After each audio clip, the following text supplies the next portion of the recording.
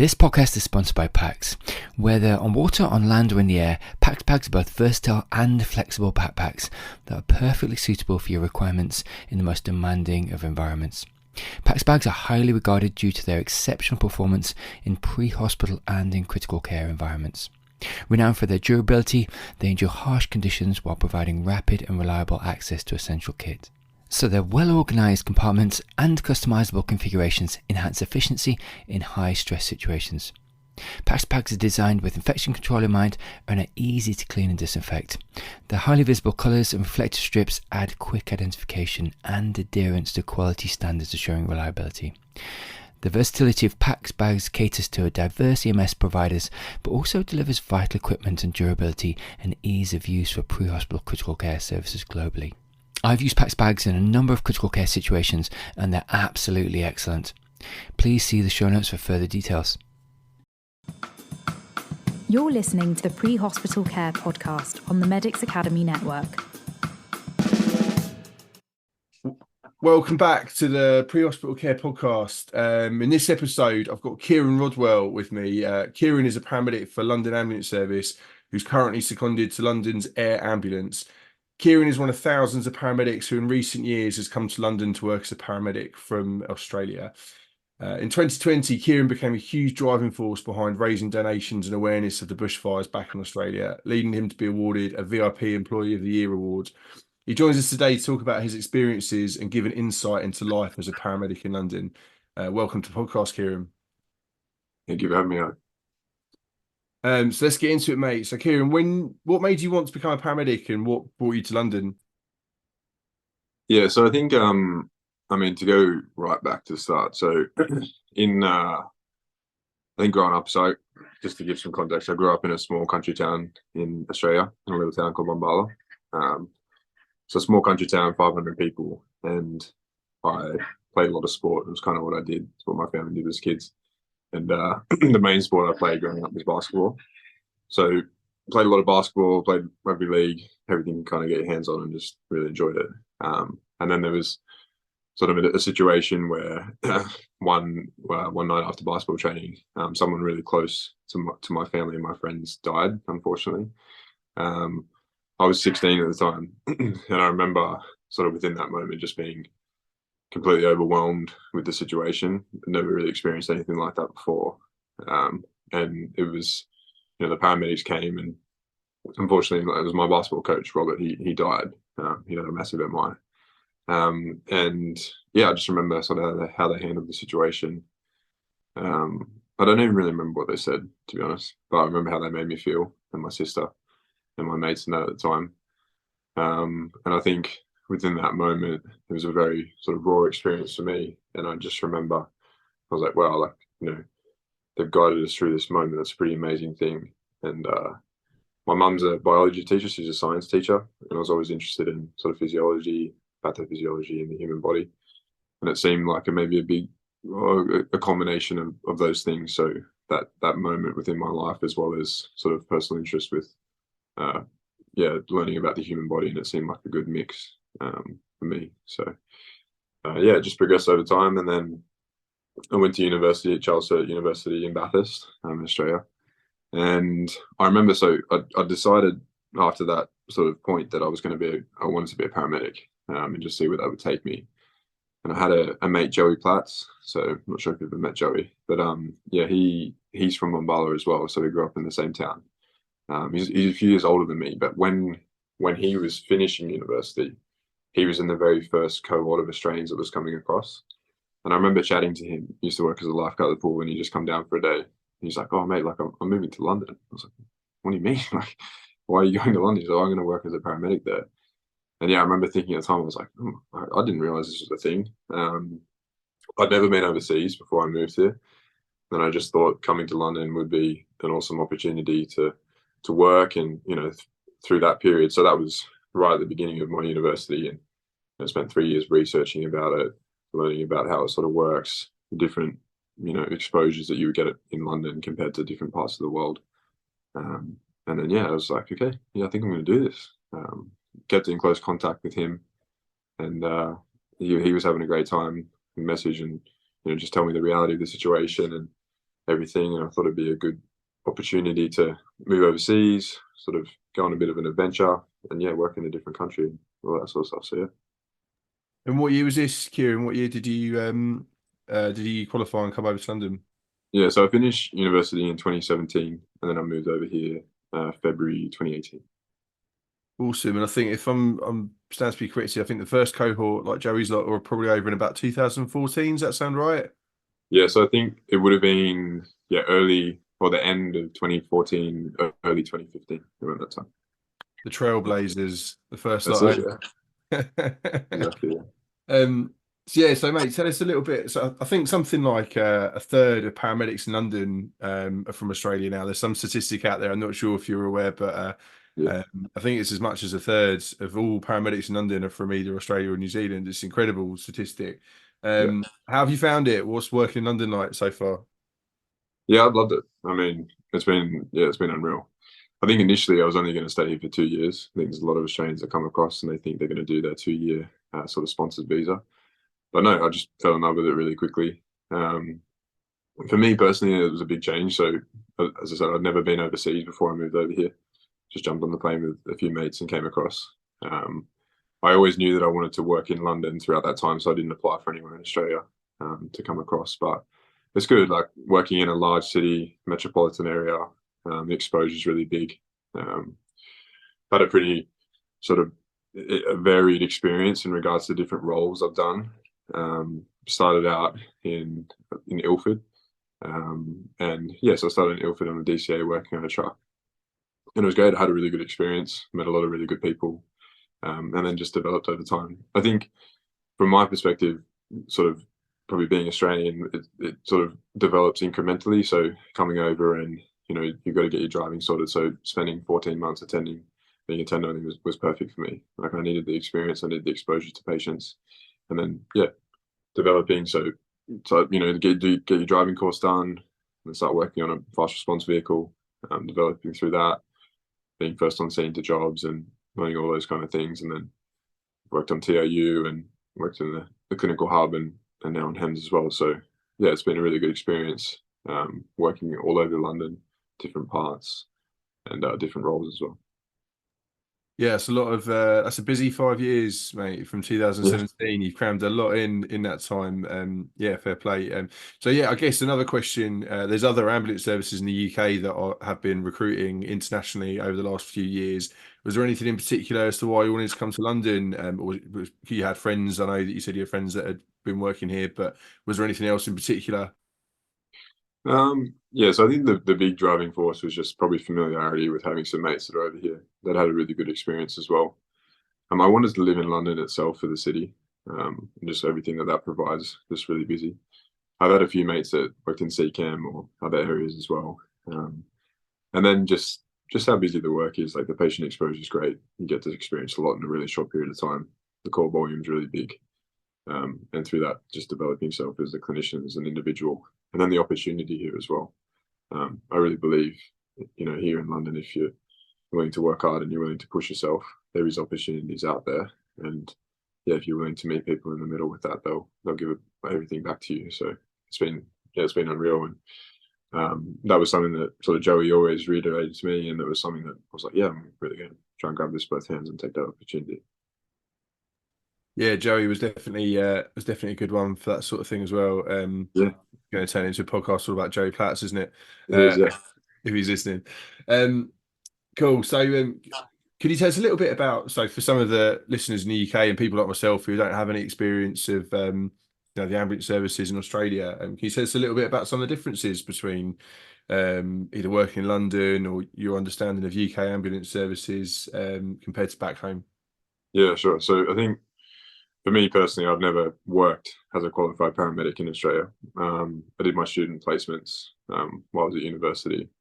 I did those in Maroubra and Auburn. So one was right on the beach, and then one was in Western Sydney.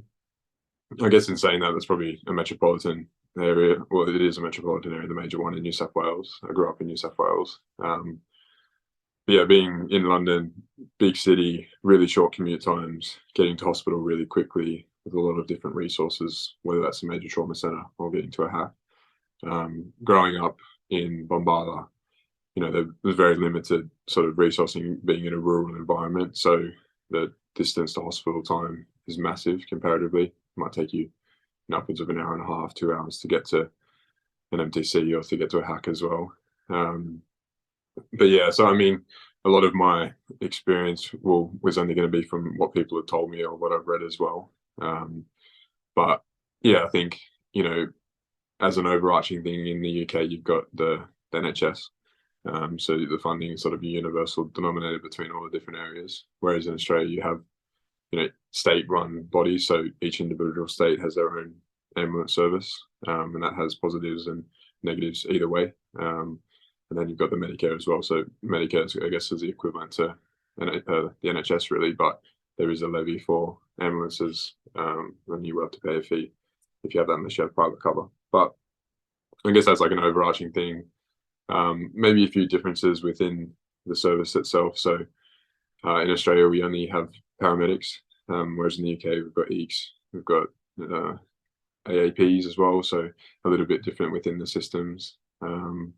And then, yeah, I think as I said, like the call volume in London is massive. You get to see a lot of different things, but then we have the different challenges of what they have in Australia with the longer transfer times, depending upon where you work, being stuck in some really rural environments, difficult extrications, and yeah.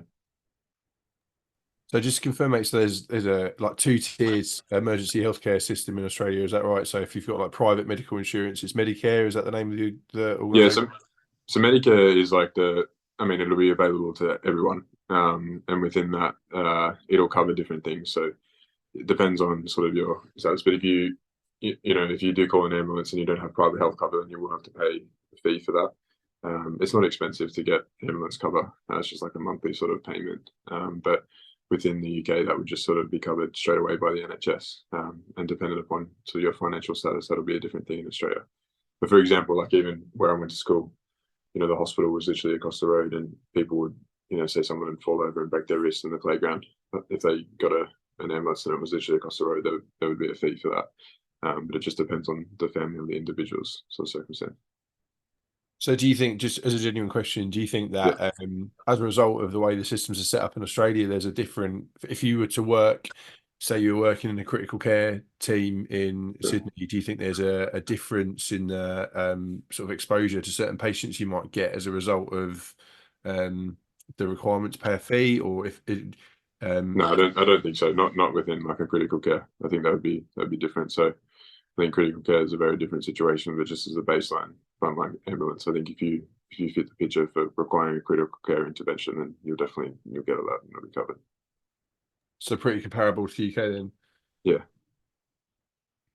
Cool. So could you, Matt, I was wondering if you could tell us a little bit about how you became involved in raising awareness for the bushfires back in Australia. I know it was a few years ago now in 2020, and clearly it's probably sadly not an issue that's going to be kind of going away anytime soon, what with climate change and everything. But you were quite sort of front and center, certainly of a campaign to raise awareness, if you like, in London all around it. And yeah, and to be fair, it's not something that I would have known a great deal about other than what I've seen on the news, had it not been for all the stuff that you were doing. So how did you get involved in that? And yeah, can you tell us a bit about what that whole experience was like?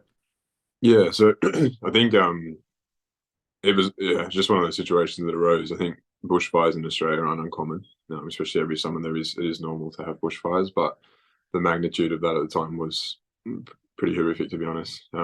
Deeply affected me and my family as well. So fortunately, we had two distant family members that died in the fires, and it was a really difficult time for me personally, as well as I think a lot of Australians, both in Australia but also here in London as well.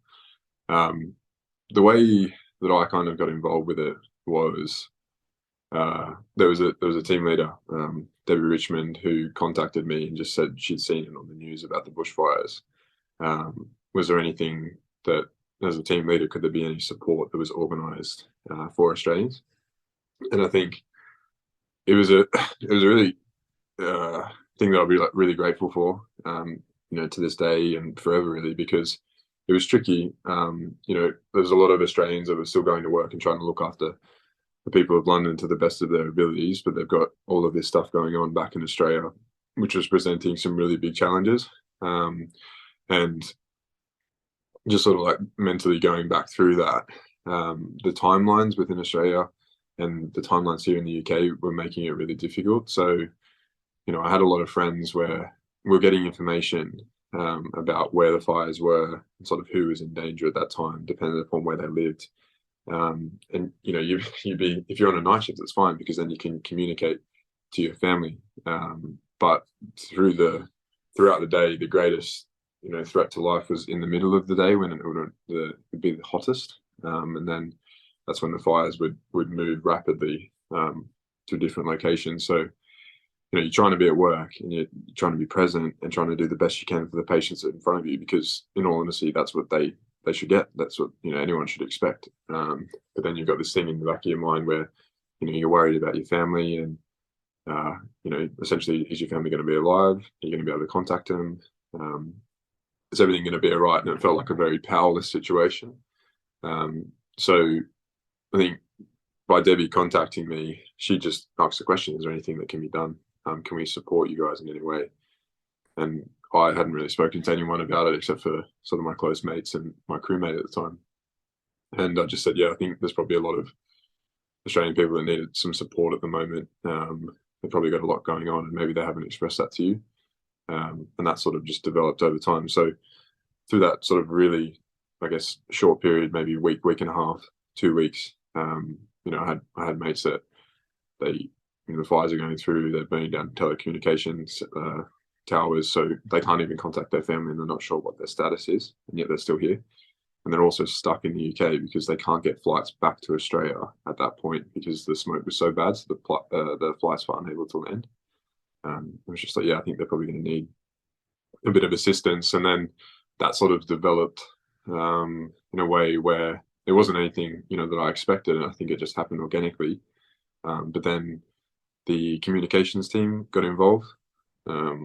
So with that, then the London ambulance communications team got involved and said, okay, I think, we'd like to do some fundraising. Is that something that you'd be interested in? And I said, well, yeah, if you can raise any money for what's happening, that would be incredible. Raise some awareness. And yeah, then BBC ended up getting involved. So did an interview with BBC, which was publicised in the news slot, just raising some awareness. And through that was able to, with the assistance of everyone, raise £10,000 for the Red Cross.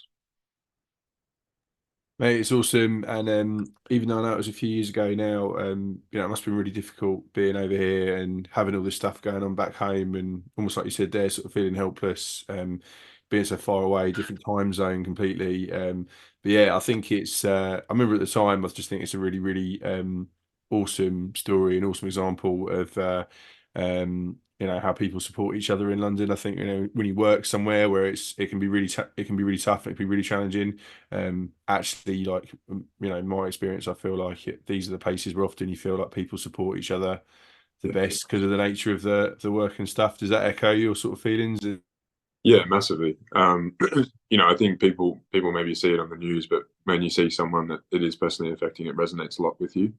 But no, the support was incredible, all the way from team leaders, just having conversations with like different colleagues and that kind of thing, and just asking if you're all right or is there anything they can do to help. And then I'll be forever grateful for all of those interactions, all the support. And then the people of London as well, they donated to a cause in a very, very far away location, like 7,500 miles away, but it resonated with them and meant something to them. So that's something personally I'll be forever grateful for. Definitely.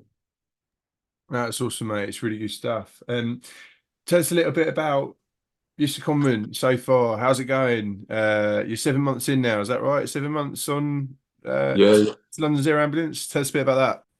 Yeah, so 7 months in. It's been unreal. It's been something that I've wanted to do for a really long time. And yeah, generally I've absolutely loved it. I started in June of last year, which is good. It was in the summertime, so I had the extended flying hours as well. But no, it's been great. I think for me personally, Dean Bateman rang me and said I got the job and congratulations. And then Lindsay rang me a couple of days later and was like, "Can you start next Monday?" And I was like, "I mean, yeah, I can." So it was really exciting, but I was just aware, it was a big step up, and a lot to learn in a really short period of time, especially through the sign off period, which if anyone's ever been through, they understand how challenging that can be. But the support was amazing. Within that, I did say to Lindsay, I was like, I am starting quite quickly. So, I might need a bit of extra time, but in saying that, everyone was so supportive, and, going up to the pad, everyone was really gracious with their time. There's so much learning up there. And, if you're willing to meet people in the middle, they'll give you everything you need. So yeah, it's been incredible. And what's it been like, that transition from band six paramedic? You were doing TRU, tactical response unit. If anyone's listening who's not aware, is the sort of like the dedicated police support paramedic car in London, if you like. He's gone from that working on an ambulance to all of a sudden, you're a HEMS paramedic for London's Air Ambulance. What was that transition like? If you can give people I guess people that are listening that might be interested in sort of following your footsteps, a bit of a taste, a bit of an idea. Yeah, so it was definitely a steep learning curve, massively, but super rewarding as well. And still, I don't feel like you can ever know enough about the critical care aspect. There's always learning that can be done every day. It's a constant process. But yeah, so I was, as you said, like I was on TRU, and then I started on HEMS. For that process, you've got your sign off month, or it's been extended a little bit now. It's about 6 to 7 weeks. Within that time, you've got a portfolio to do. So you've got your sign off pad document, which you need to get signed, and then all of your exposure to, the different equipment, critical care interventions, critical care drugs, and then just the jobs that you go to in that time. So the way it worked for me, and I think it's a pretty standardized process, but you'll come up to the pad, have an introduction day. They'll go through everything, the helipad, sorry, at the Royal London Hospital, and you have your introduction, and then you'll do an observer shift where you're literally just in an observer capacity just to see how the day runs. Not expected to do anything, or just observe, and then pretty much the next day you'll be the paramedic, but very much in the assistance of a senior member of staff, or a senior HEMS paramedic who is there to guide you through everything, and develop as you are. I think my beginning was pretty steep in regards to the patient exposure, and that was good in regards to you want to get stuck in and learn and take the most out of the opportunity. But yeah, in between the clinical shifts, so it's a very learning based environment. So throughout the year, there's always generally going to be a new paramedic and a new doctor. So everyone's aware that while you're on shift, you're there for the patients, and you're there to respond as appropriately. But throughout the day as well, you're always sort of just ticking away, going through SOPs, going through different kit, learning through different kit, and then everything that comes with that. So it's a very sort of dynamic 12 hours, depending upon what you're doing.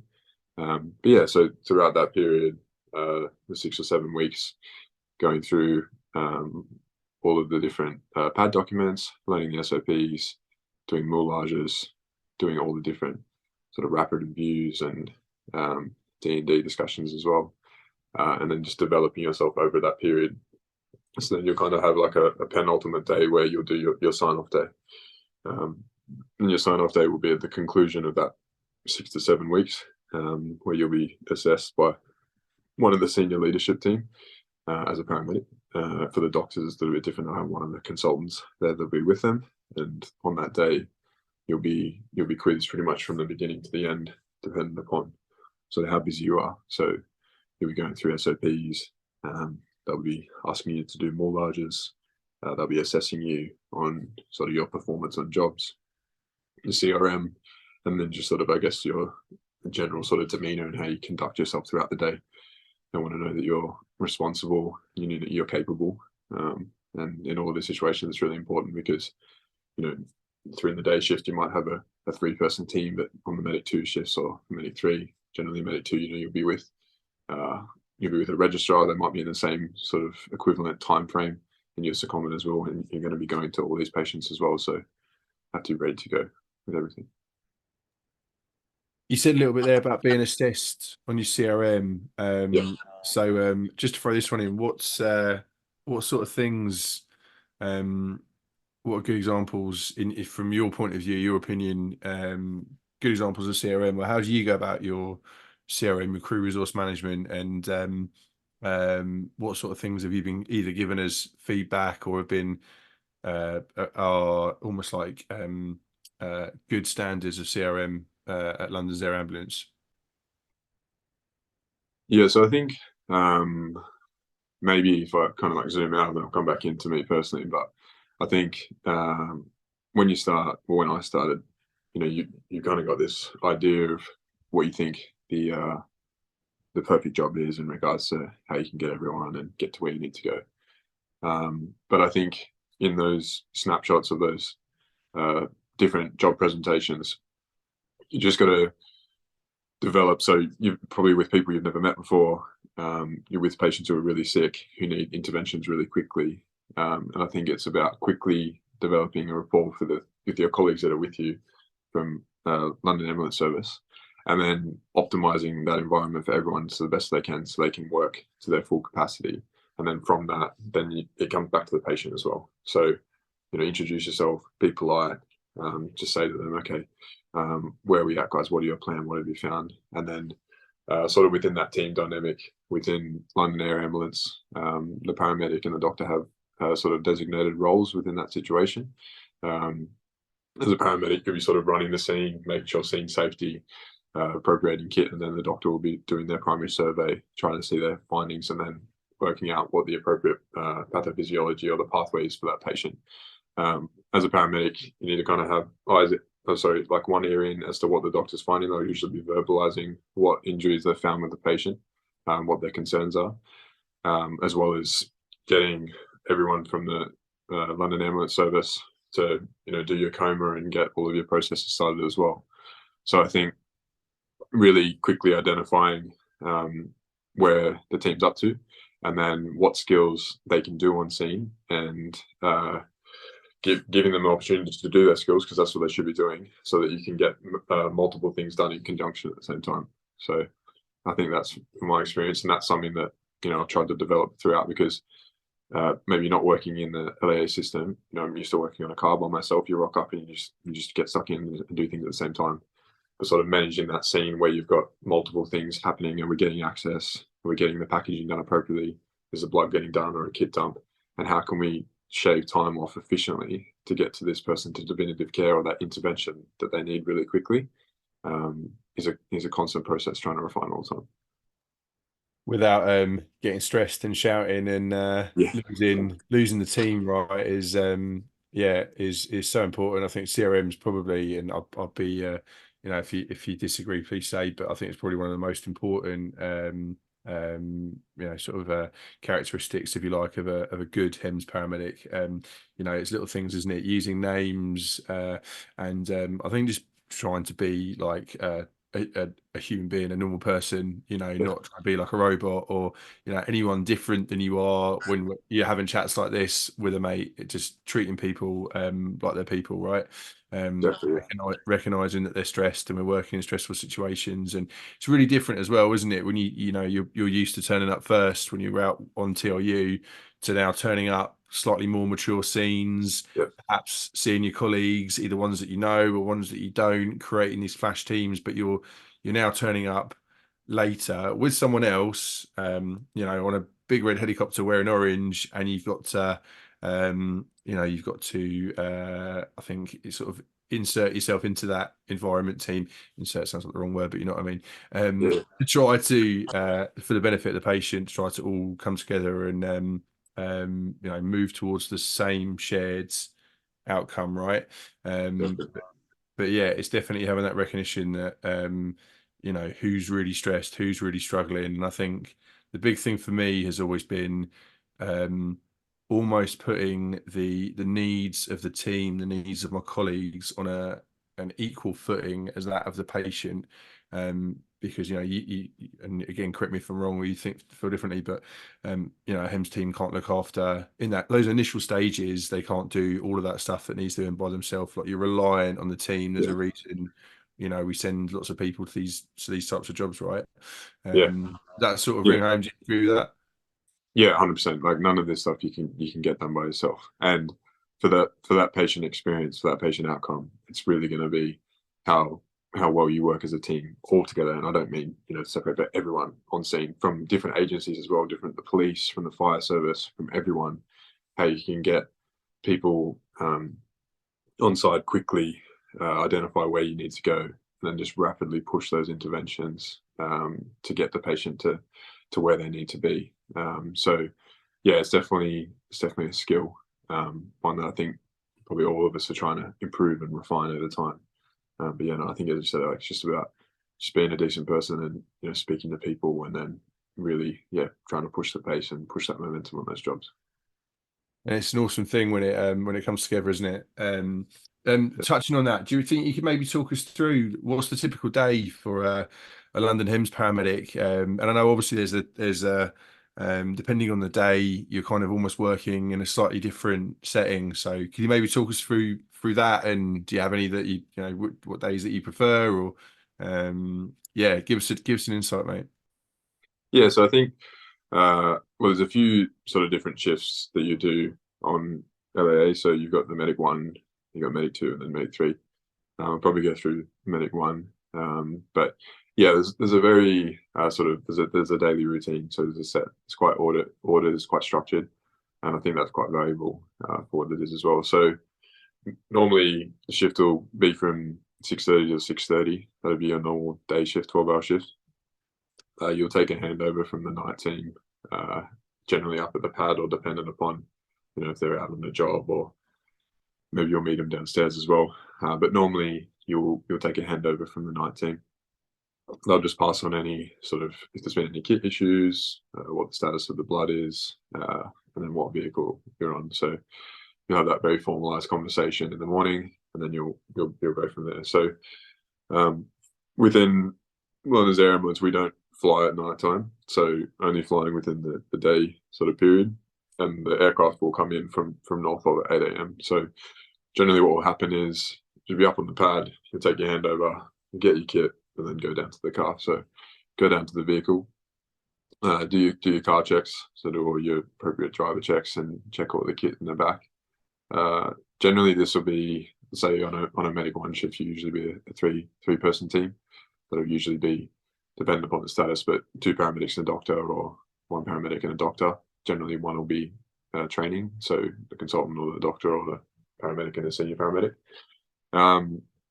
So you'll go through your car checks, kit, and then someone will, usually the consultant will go and get the blood. So the blood gets switched out every 24 hours. Come back to the vehicle, and then from there, usually go and get a coffee or get some breakfast, and have a conversation about the day. Depending upon sort of the training status of what the team is at that point, usually you start talking about SOPs or some moulages, or just any specific goals or aims throughout that shift. One thing that I think I kind of quickly identified was it's really important to come to shift with some aims and some goals from that 12 hours, especially during your sign-off. But I mean, you can do it for any shift. So, you're working with people from a massive amount of experience who have a wealth of knowledge in pre-hospital care or in hospital or from anywhere really. And it's a really great opportunity to learn, and they're really willing to give you that as well. So you go get breakfast, have a general conversation about whatever, or your SOPs or some kit. And then at that point, the aircraft will normally come in at 8 a.m. So it's important to be back on the pad, essentially right up on the 17th floor for when the helicopter comes back, just in case there is a job that comes in. Then you can immediately jump on the aircraft and go and attend a case. So yeah, you'll have that. Then from there, within London, we obviously have like a really large built up metropolitan area. So you need to have the availability of the aircraft, but also the car as well. There is a designated footprint within London where it has been tracked, and it is faster to respond by vehicle. So we always have a car which will be downstairs, and then the aircraft that's always primed and ready to go. So from there, you'll check the aircraft, make sure everything's fine with that, and then normally you do your daily brief. So daily brief will be with the medical team, be with the pilots, and it'll be with the fire crew for the day as well. Usually done about 9 a.m. And then from there, again, you go through sort of, is there any kit issues for the day? Is there any road closures? Is there any training specific areas that need to be done? Have a discussion about who's the primary team. Usually within a 3-person team, you'll still have a primary doctor and a primary paramedic. And then the third person will assist if it's it's a really sick patient and they need multiple interventions, or if anything happens on scene. So yeah, you'll do your daily brief, and then throughout the day, there's quite a few admin tasks that need to be done just to keep up with the running of the helipad, making sure all of the kit's maintained. But this, I think, is really valuable as well because it enables you to stay really familiar with the kit.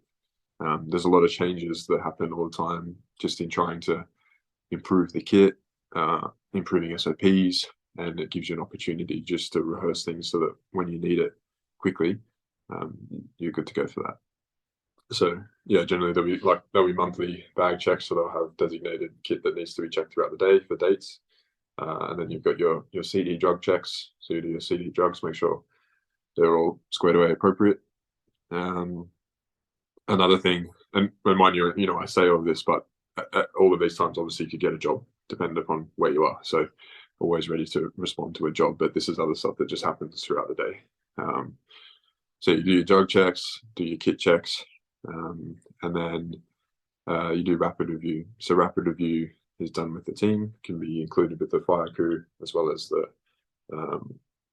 pilots. And this is something that I really appreciated and really enjoyed when I started. And I think it's really great because what they do is the debriefing process and the reviewing of the jobs is something at a level that I hadn't never experienced before. And I think it does a lot to improve sort of patient care and then just the general well-being of the team as well. So right from the very beginning of, all right, the klaxon's gone off, or there's been a job that's been sent down on the radio, how did we receive that? And at each of those points, so how do we go up to the aircraft? How do we get on the aircraft? Was there any issues with end planing or deplaning?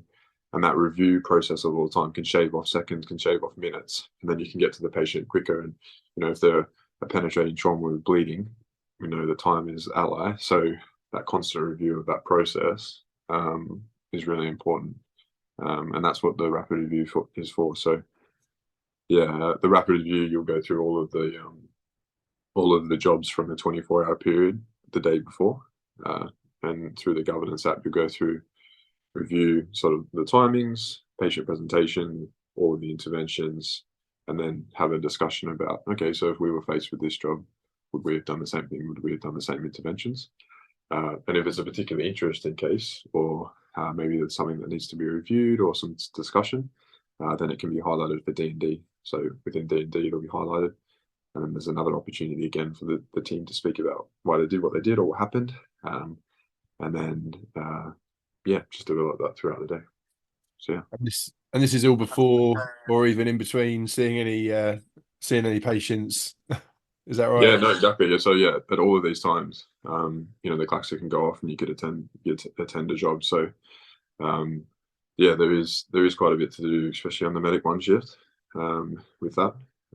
But no, it's good because you're at work, but then you're having these opportunities to review things. And I always think of it like mental models. So say that the team's gone to a job the day before, a patient presentation that maybe I haven't seen or I haven't experienced. Then you can read through the governance and you can go through their thoughts and why they've done that. And then when you're faced with that patient presentation in the future, like, okay, so this is what I've experienced, this is what I've learned from this before. I think there's a lot of value from taking that away, and then you can even discuss it with the team. And then on top of that, if there's specific points that need to be highlighted, it'll go to a D&D process where on a Tuesday and a Thursday there's an allocated 2-hour slot where the team will have an opportunity to just talk through the job, their thoughts and what they were thinking at the time, why they did what they did, their rationale, or maybe why they didn't do certain things. And I think that's invaluable, and that's something that I've was super impressed with when I started on HEMS, because I hadn't experienced that before. And I think the value of that goes without saying. So yeah.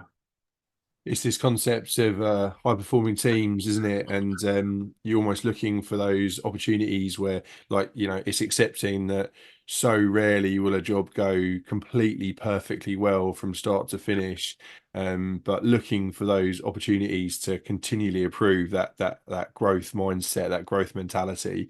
And yeah, it is. I remember when I first started in critical care, and it was a real eye opener, but at the same time, you just have to sometimes it can be brutal, and I often feel like almost the worst critic of something when you go to D&D should almost be yourself. Because yourself what things that realistically you could have done differently. But it's great, mate. The thing that I'm getting out of this so far is that it's such a rich learning environment, and this, even though it's a secondment and it's 12 months, already, like, you're painting a really good picture of just like how much really like rich learning there is, and that's before you've even seen patients. Can you tell us a little bit about the role in EOC on the desk? I know from speaking to a lot of people, sometimes it's part of the role that people are a little bit either apprehensive about, or feel it might put them off coming and do a secondment working in the control room, just because it's an environment that's quite sort of unfamiliar to paramedics if you spent your entire career out on the road. But yeah, can you tell us a little bit about EOC, mate? What are your thoughts about working on the desk? Yeah, sure. So I think the EOC perspective, maybe for people who don't know, so 50% of the role is in EOC. A normal sort of shift pattern will be 2 earlys, 2 nights. Your first early and your first night will be in EOC. So it is a really large part of your secondment, and it is really important. For me personally, I made the conscious decision before I started on HEMS to do a clinical hub secondment. The reason for that was firstly just to develop myself and learn and understand telephone triage as well as the system. So I was pretty lucky where I did at a time where there was command point as well as cleric. So I learned both of the systems, which is really helpful. So if people are interested in sort of doing the HEMS role, I definitely recommend doing that. I think it's super valuable, just because it is a really large portion of the job, and then especially when you start with your sign-off period, there's a lot to learn in a really short period of time. There's all the support that you need, but if you've already got some of that squared away because you have previous experience with the system, then it's definitely going to be a bit easier for you. But yeah, so within the EOC system, it can be really challenging, and I personally believe this is where you can do some of your best work. So in there, you're just maybe for people who don't know, you'll be in there and you'll be able to silent interrogate calls. So when someone calls 999, you'll have your system in front of you, and you'll have all of the jobs, all of the CADs up on your screen. The way it works through the APP system and the HEMS desk, you'll have it tailored so you see all of the calls coming in. They'll only be a couple of seconds old, and you can quickly click on and silent interrogate those calls. So within that, someone calls 999, they'll be speaking to the call taker, the operator, and you'll be doing a silent interrogation. So they won't know that you're there, but you'll be able to hear what you're saying. And then essentially through all of the EOC process, from my understanding, you're just trying to get information. It's all about information. How can you quickly identify patients that are really sick and patients that maybe need a critical care team quickly, and how can you efficiently get them there as quickly as possible for that patient? So yeah, you've got the silent interrogation, and there's a few different things that we're looking for. There has been a bit of a change within the end of last year where we had an immediate criteria. So there was 7 immediates. So say if someone called, an example of that would be a fall from greater than 20 foot would be an example of an immediate. So if someone said someone had fallen out of a building and it was greater than 20 foot, you would just send the HEMS team as an immediate criteria, immediate dispatch. Other categories would be an interrogation. So you're interrogating a call, you're listening to it, maybe an RTC, a moped versus pole, and then you're listening. You can hear that the patient's unconscious, they're snoring, they need some airway support. They're going to potentially need an RSI, and that would be an interrogation where you'd send that from there. what's happened recently is got rid of the immediate criteria. So now there's only one immediate left, and all of the rest are sort of clinician discretion. So an immediate would be just a 1 under or a person struck by a train. That being because the communication systems to a lot of the underground is really, really difficult, and we don't want to delay getting the team to that patient who's probably going to be critically unwell. So yeah, within that, you've got your immediates, and then you'll be listening to the 999 calls, and depending upon what they say, it'll sort of raise your threshold, or spike your senses, and then we have the ability to actively interrogate. So we can request to be brought into the call, and then you can speak to the person who's dialed 999 directly and try and get some information. Within the call taker, they have a very specific script that they need to follow word from word. But on the HEMS desk, we can just ask sort of poignant questions that we think we need to get the information that you want to make the decision about, okay, is this a job where you need to send the team? Do we need to send a few more resources? So it's quite a dynamic environment, and I think it's one where there's a lot going on in a very short period of time, and it's about prioritizing tasks, because you'll be there, and I know, Alec, you know this very well, but you'll be listening to a call and there'll be an RTC in West London, and then there'll be a stabbing in East London, and then there'll be someone who's been assaulted in South London, and all of these things are happening at the same time. And you need to quickly identify how unwell the people are and what is the appropriate resources to get to them. And I personally quite enjoy the challenge. I think it can be really difficult. And it's something within, again, the HEMS service, I think we're always trying to refine. Jason Morris is the guru of the ESC, the HEMS desk, but we also have a D&D for dispatch specifically. So we had one a couple of weeks ago, but if you've got jobs where you're like, okay, maybe we should have got the team there a little bit quicker, or we did really well with this one, and I think that went really good. Is there any learning that can come from this? It can all be highlighted for the D&D dispatch as well. I think, you've really nailed it there, mate. I think at the start of, every sort of pre-hospitally critically injured person who goes on to have a really, really good outcome, or, as a survivor, goes home to their families, the start of that journey was a really, really good dispatch. And yeah, it's a great feeling when it all comes together, and you're getting your colleagues on those right jobs, in a good, quick time. So yeah, completely echo what you said, Matt. I think it's having clinician-led dispatch is a really, really good thing. Just talking a little bit about typical presentations. What sort of things are you like generally seeing when you're out and about? On Medic 1, either in the day by air, or Medic 2 at night. What are the typical presentations that you're seeing? Yeah, so it's very much tailored to trauma, and I think that's to be expected. But it's a trauma service overarching. So your typical presentation would be RTC, road traffic collisions, from any mechanism, cars, lorries, mopeds. So a lot of RTCs, go to a lot of stabbings. I think stabbings, penetrating trauma, make up a large majority of our care. Shootings as well, falls from height. So as I said, like greater than 20 foot, or it could be any mechanism, dependent upon what's happened with that person.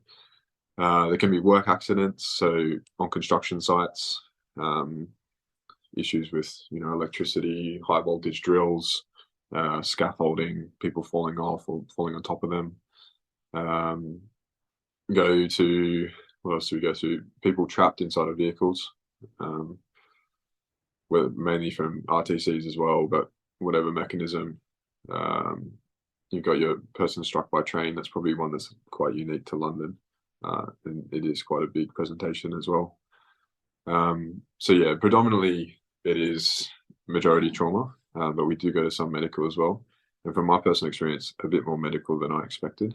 And that's generally because APP colleagues, very, very busy, and maybe there is a patient with a medical presentation who does need a critical care intervention, but there's no APP available or no one to send. But yeah, massively, it's tailored towards the trauma aspect of the care. And Keiren, I was wondering if you maybe talk us through some of your more challenging jobs since you've been on secondment. So obviously without mentioning anything too specific, but just speaking generally, what made them challenging and what processes are there within the system to reflect and improve? I know you talked a little bit about D&D, but perhaps just as an opportunity to talk around sort of general well-being. Obviously, you're being exposed to some really, really high-end, high acuity stuff. How do you feel the system looks after its staff? And just maybe if you could talk through some challenging jobs. Yeah, so I think probably the one that comes to mind was actually one of the jobs at the last clinical governance day. So without being too specific, but it was a Medic 2 job, early hours of the morning, about 1 a.m. It was a patient who was riding pillions, so they were riding on the back of a moped on a major sort of motorway, and high speed collision into street furniture at about 50 miles an hour. I think it's probably worth mentioning we're on a Medic 2 shift, so it's a 2-person team. We'd literally just greened up from a thoracotomy. So we'd greened up. It was like, yeah, Medic 2, another job coming down. So obviously within that job, there was quite a lot of cognitive bandwidth which had been taken up, and then we've immediately been retasked to another job. It wasn't very far away, which is good for the patient, but then you're sort of in 2 scenes very quickly, straight away. The patient was there and was on a major sort of road, which presented challenges within itself because the road was still live. We were there very quickly on scene, and I know we discussed before about sort of rocking up to a more mature scene where there's more people there, but at this point there was only an FIU that was there, and us and an IRO. The patient was critically unwell, essentially peri-arrest at that time, with a live road and quite a lot of danger to the team as well. So had to very quickly try and get rid of that danger, try and close the road as quickly as possible, as well as manage this patient who was critically unwell. Polytrauma patient, high-speed mechanism, crashed into street furniture about 50, 60 miles an hour, not wearing a helmet. So extremely agitated. I think on arrival had a GCS of 10. But the most difficult thing, I think, from all of this job, and upon reflection, going through her injury, which she had an uncompressible subclavian arterial bleed from hitting street furniture about 50 miles an hour. I think that area specifically is really, really hard to manage. And in a pre-hospital situation, pre-hospital environment, you can't get definitive control of that bleeding. So with the patient, they had a head injury, they had chest injuries, fractured ribs with suspicion, well, definitely damage to the lungs as well, pulmonary contusions, abdominal injuries, suspected intra-abdominal bleeding, pelvic fracture, and had multiple limb fractures as well. So there was a lot to do from a critical care intervention in a really short period of time with a patient who's essentially peri-arrest and exsanguinating from a wound that you can't control. In saying that, I think something from this job which was massively beneficial was the IRO was an ex-HEMS paramedic. And that was really helpful because from then we could, as a team, we could offload some of the packaging to them and we could just really smooth that process quickly. With the patient, they were very agitated and we were really struggling to get access for them to a point where they were so peripherally shut down from bleeding, no radial pulse, very thready carotid pulse, tachycardic at 170. We had to try and get some sedation to just get control and went for an IO originally, always with the thought process of upgrading to IV cannulation or even a subclavian to get some filling going in conjunction with the sedation. And then, interventions from there were they were going to have blood transfusion. So that was always happening concurrently. The packaging was being done while I did my kit dump for the RSI. So they needed having blood. Well, sorry, they were having sedation. They were having blood transfusion. They were going to require an RSI, bilateral thoracostomies for blunt trauma with ventilatory failure, and then a discussion about, okay, so we've got a patient who we know has a vascular injury to their subclavian artery, or we have a high suspicion, that being from discoloration to the left arm, and no peripheral pulses, and a mechanism as well as a very large wound, essentially like a blunt transection of the anterior shoulder here. And then they also have a head injury, they also have intra-abdominal bleeding, and they have a pelvic injury as well. Just being aware the location we were, there was going to be quite a long a long commute time to hospital to getting them to a major trauma, and just balancing the priorities of how much intervention is appropriate for this person between getting them to definitive care. So we got through, so we did the sedation, blood transfusion, an RSI, bilateral thoracostomies, and then the thought process of, okay, we think they have a pelvic fracture as well. Do we potentially need to do a Rodwell for this patient? Understanding that that was going to take a period of time and going to delay us to getting to definitive care. And in that instance, was that going to be the rate limiting factor on that job? Was us doing that intervention? But then would that person survive to hospital without that? So that was a really tricky job for me personally. And there was a lot of like cognitive bandwidth that was taken up on that job, as well as having a really, really sick person, that you're with and you want to do the best you can for them. We made the decision just to do a 4 French invasive, with always the idea of if we needed to, then we could upgrade to an 8. When getting the 4 French though, at this point, the patient had already had 5 units, so their pressures had stabilized, thankfully. And we made the decision for rapid conveyance to hospital at that point, but always in the understanding that we could pull over if we didn't have control. Thought was the pelvic injury as well as everything else going on. So yeah, that was a really difficult job, but can definitely say, the person had a really good outcome, which was really, really positive to hear. So yeah, that's probably one of the more difficult ones I've had. Mate, that's awesome. And correct me if I'm wrong, that sounds like a London HEMS team at full tilt. There's an awful lot of interventions there, and I think you're talking about Roboa, and she's obviously got this pelvic fracture, and she's code red too. Yeah. But I guess even just putting, and again, correct me if I'm wrong, but even just putting in the 4 French, you're still part of that patient's journey.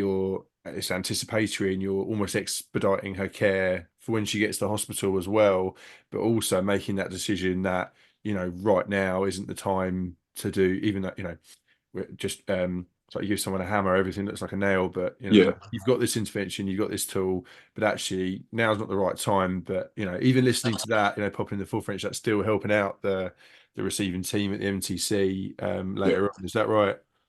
Yeah, so I think for her it was, we had no blood pressures at any time up until we had the 4 French, because we just weren't able to get any on the non-invasive.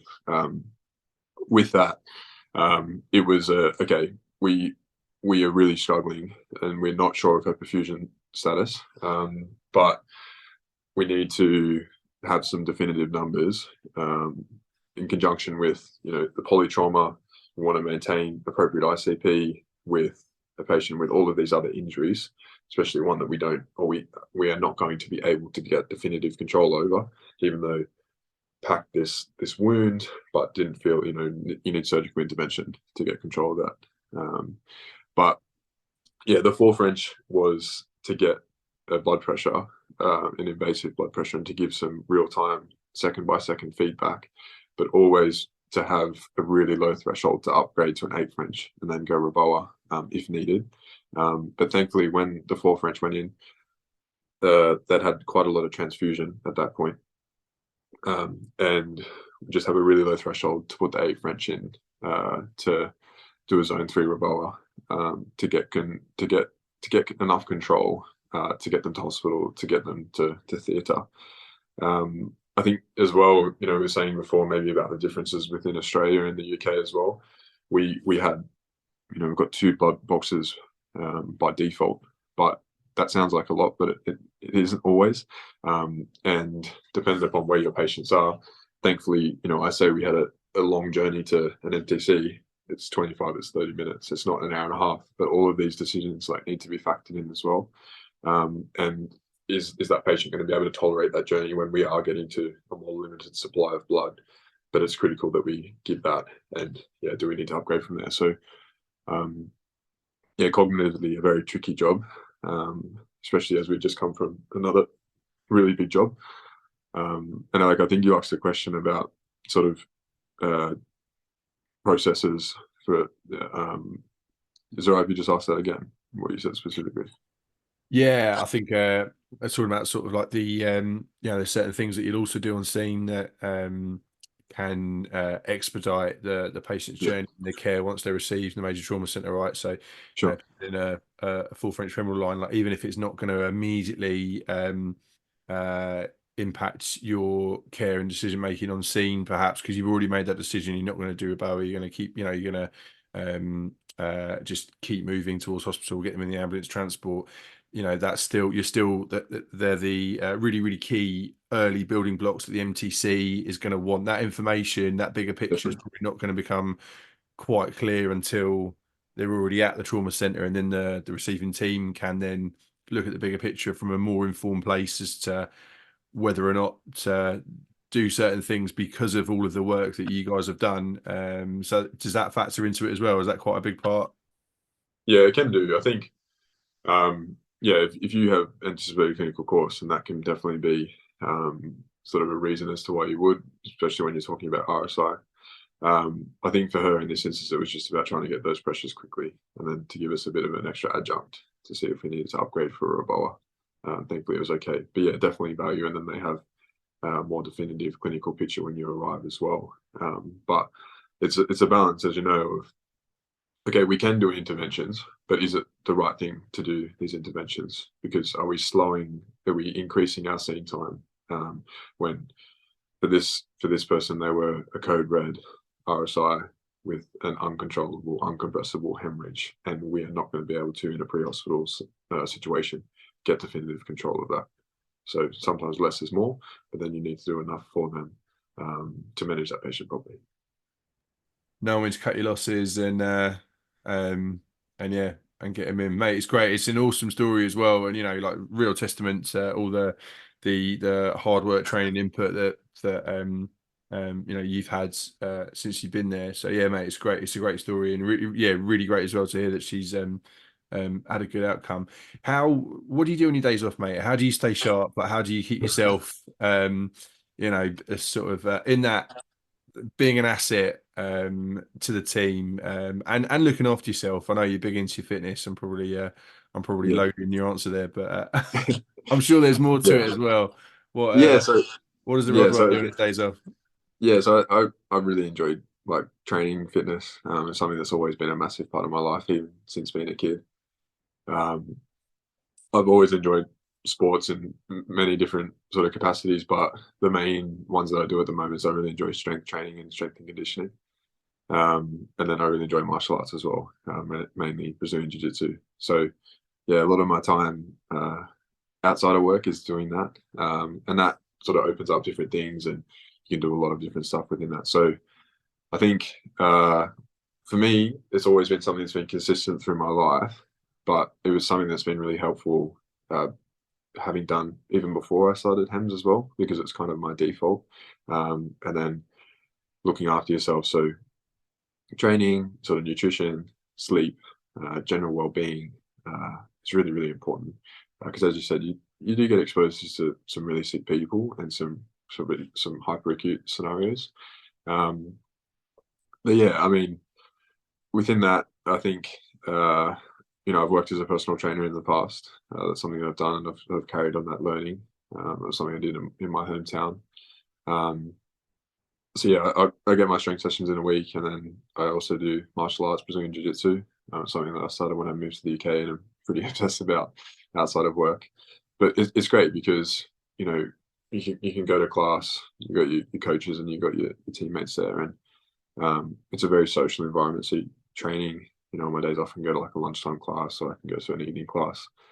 Usually, say if I go to a lunchtime class, I'll have a few mates there and we'll go and get a coffee afterwards. And these guys and girls, they don't know anything about, or they're not in the medical background, so you can just have a general conversation about whatever. But they're also curious as well, and it's a really nice interaction, because these are people that I probably wouldn't know otherwise. Like, you've got bankers, lawyers, IT people, musicians, photographers, people from so many different walks of life, and I find that stuff really interesting and really enjoyable.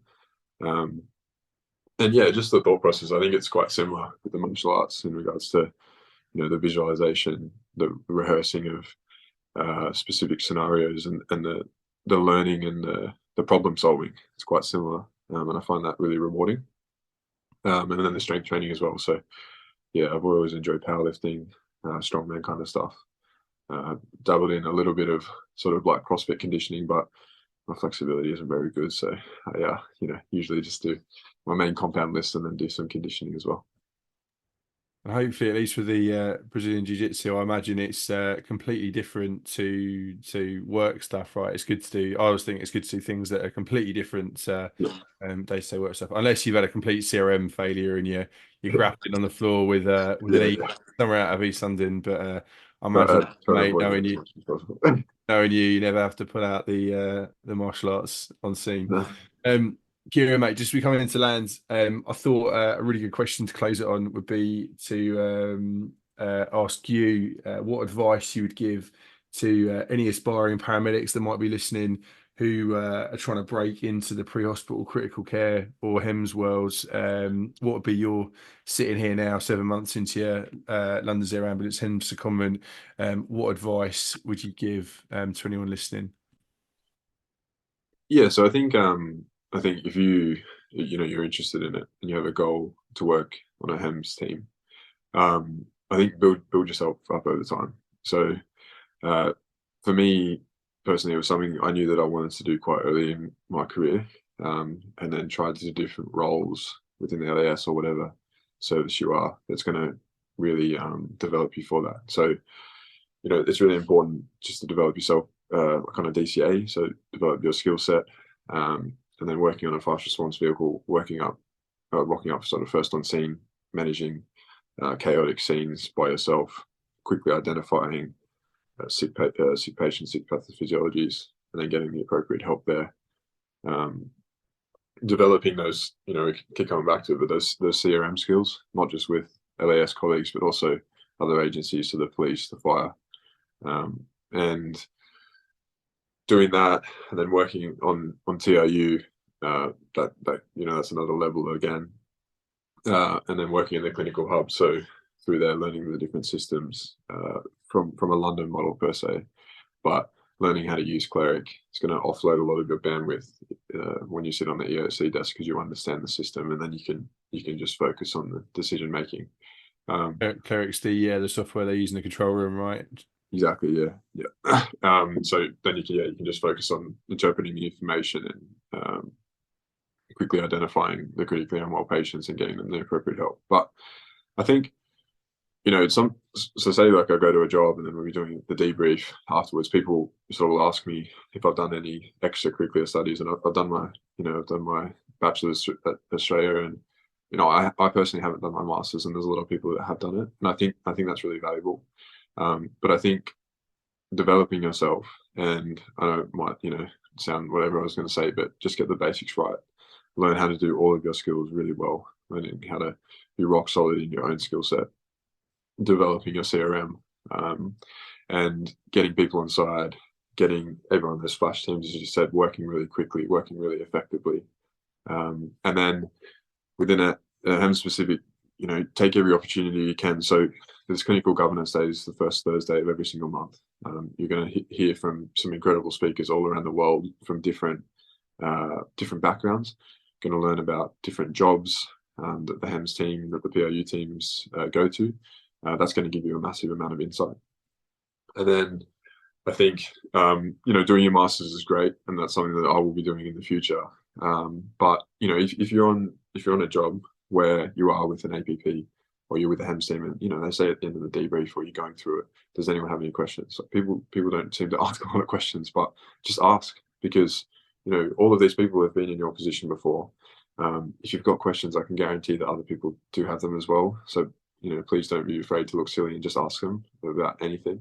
And then, you know, oftentimes I'll say to people, if you want to send me an email about patient follow-up, please do, and then I can get that back to you, because I think it's really important to close those loops on patient presentations, and then you can just consolidate that information in your mind. So yeah, I think as a whole, just try and develop yourself over periods of time and put yourself in different environments, different roles, which is going to enable you to do that. And then if, you know, you do a job where you're with a critical care team from whatever aspect, try and make the most of that, ask questions, get yourself to clinical governance days. And then, you know, if you know someone who's worked in the HEMS system or has, you know, they're an APP, you know, if you get along with them and just ask them what their thoughts on different things, you know, maybe, like, I think there's so much value, like in a D&D, but just a general conversation. Like for me personally, you know, like I'm an audio learner, so I appreciate conversations I have with people, and like, oh, I had this job the other day, you know, what are your thoughts, or what would you have done?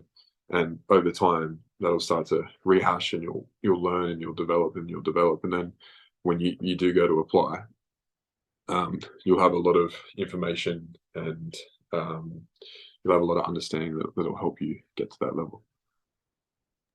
Mate, it's awesome. Yeah, I think it's really good. I think for so many people, it might seem like something they really want to do, but also might seem sort of, you know, unachievable because it is difficult to get into. But, you know, I think sitting here listening to someone like yourself, you know, you've come over from Australia, never been to London before, and, you know, you're living proof that that it is doable and it is achievable. And yeah, like you said, just you know, just working on the basics, getting really good at your craft at whatever you're doing at this current time. And you know, and I think just keep at it, engage with the teams, come to governance days, find out about observer shifts. And there's only one extra thing I throw in. I think it's something that you've got absolutely bags of, and demonstrate really well, and you're far too modest to ever say it, but that'll be to stay humble. And I think, yeah, you're one of the, you know, in terms of humility, you're one of the humblest guys doing the job at the moment, mate. So yeah, I think there's an awful lot to be said about that as well. Keiren, it's been an absolute pleasure having you on, mate. So much good stuff there, and yeah, I wish you the best with the rest of your secondment, mate. I'm sure we'll all see you out and about at some point soon. No, cheers, mate. Thanks so much, and thanks for having me. You're listening to the Pre-Hospital Care podcast on the Medics Academy Network.